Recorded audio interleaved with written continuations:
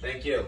Welcome to Punctuation and Emphasis 101. I am your Professor Dan. This is going to be your TA for the semester. How are you guys? I'm Frank. Excuse me, I have a question. Yes. Okay. How are you, Frank? So, let's look at a simple English sentence. I have snake AIDS. We use it all the time in English. Well, what happens when you emphasize it? Just because we have a really basic sentence is basically, we have. I don't feel good, dude. I'm sorry. It's my first time. So we have 4 words. So we just have 4 words. So it's I have snake AIDS. So it's just a matter of like what emphasis you're trying to get after. Because like, obviously we have a baby here, so it's like younger children they suffer at a larger rate of snake AIDS, so it's not, you must be asking yourself, a baby and a minion are having a conversation in a baby's dream, and the baby would be asking the minion, are you sick? And the minion would say, no, baby, are you sick? And the baby would say, I have snake AIDS. So that's a punctuation here, and I'll let my professor say it. Of course. I mean, he nailed that analysis. Now let's take it into a question form, right? So I say to Frank, I say, yo, I think, you may be sick. You may have snake AIDS. And you'd be like, I have snake AIDS? So see, it's a bouncy ball effect where you can go either way. Yeah. It's just you're gonna find the end result. So we'll get comfortable with that. That's right. Now, soon. this is important. Mm-hmm. What if we emphasize? So it's not as much the first here, because we're not touching here, but we're seeing have snake AIDS, but it's have in red. So it's not as much, so we have an older gentleman, fists. Right? We can see those like from a mile away, so that's possession. Yes. He's having something, and we also have he has a present. A gift bearer or receiver, depending on which way your cookie crumbles. So we have a sentence back to the right. We're not trying to get on a tangent. We got, I have snake AIDS. So that's not this older gentleman saying, oh, I wish I had snake AIDS. It's more of a, I have snake AIDS. So another conversation here would be... Let's bring into a conversation. Hey man, I don't know if you have snake AIDS. Oh, thank you, Professor Dan, for asking. I have snake AIDS. That's how a conversation So it's more like that. Yes. So now... What if we take the word snake? We flip it up on its head a little bit. Yeah. So now we're looking at snake. And you might ask snakes.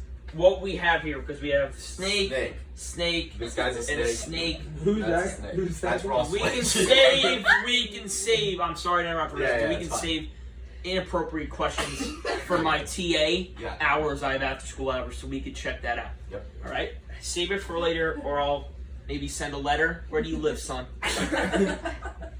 What building are you living in, son, for this year? You hear me, White? I'm in Brett Hall. Brett Hall, okay.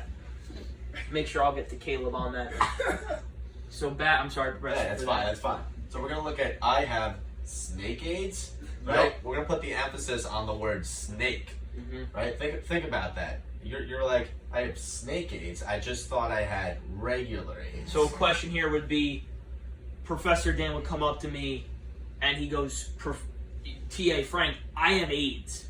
And I said, oh my God, Professor Dan, do you have human AIDS? And I go, no, I have snake AIDS. So there's the distinction between biological organisms, which can really help you out, man. Really? Yes. Well, I mean, this is probably the most important. And this is probably one that you'll find most impactful down your line of avenues wherever you're working, because we don't know where, so it's more or less, I have snake AIDS. So we might ask you, and a young man here, it could be Magic Johnson, but me personally, I would not know. I wouldn't know. Because I'm just a TA, so we left that up in the air, right? That's in here. So we can just see. And a question-based process here would be, oh, Dan, do you have reptile diseases? And I go, yeah, I do. I have snake AIDS. Because we already established that he's got some form of disease contracted from a reptile. And unfortunately for Professor Dan, It would be snake AIDS. Yeah, the most common disease from Yes. a reptile. So I'm just gonna let my TA take this next slide. I think he's got some good things to say. So here we have a boulder. So a lot of times when you're searching through things, you tend to overlook the main details. And I'm just going to swing around here so I can pivot.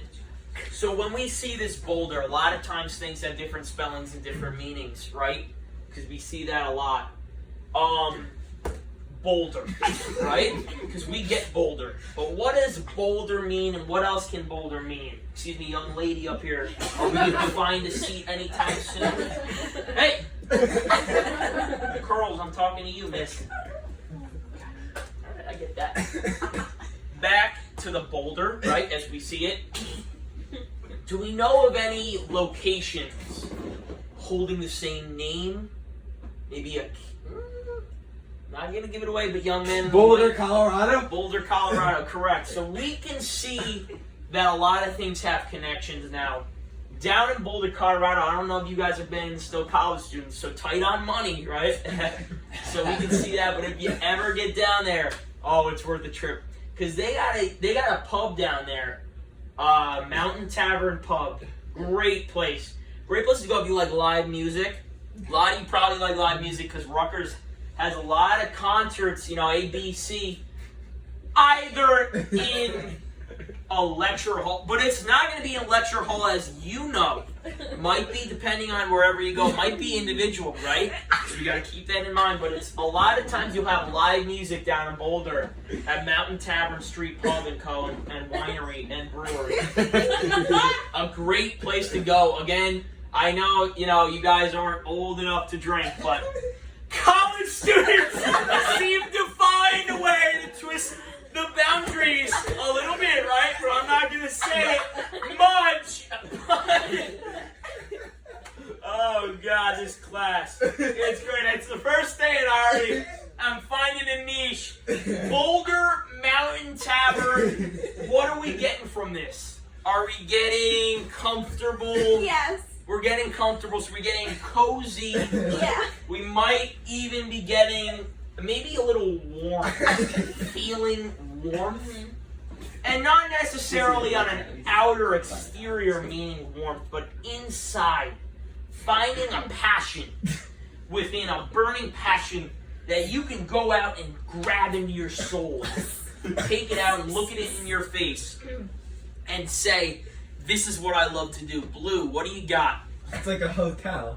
Kind of like a hotel. Depending on the way you look at it, it's kind of like a hotel because this class is actually set up in sectors. So we have different majors going down the line here.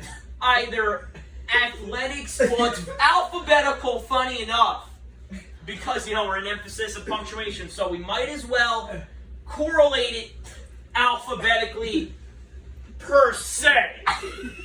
A's are over here. Applications, advertisement, athletic wear, and sports medicine actually falls into A because it's active activities, actions, right? B would be more of your biology, but also some sorts of basket weaving. And especially since, and I'll wait for the laughter. You're lucky you're cute, Pink. We got a certain sector in B, like I was saying earlier, basket weavers, and I know it's an old-time thing, but we still have them in this class. Now C is more carpentry, because we can see that, and chemistry. And I'm not going to go through all the ABCs, because you guys will be here till noon. But also because I got a bigger point I need to drive home with you gentlemen and ladies.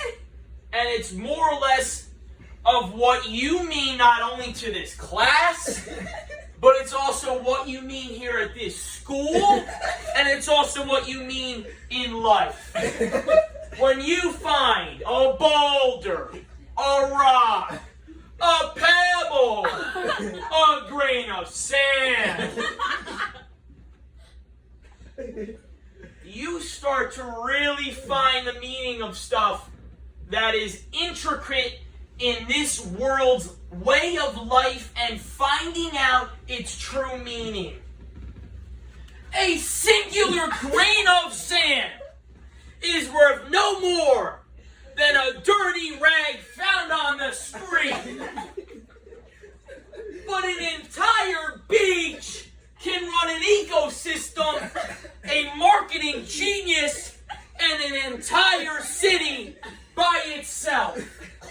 So once you find your beach, you will not be satisfied with your life. I'm T.A. Frank, and this was Emphasis and Punctuation 101.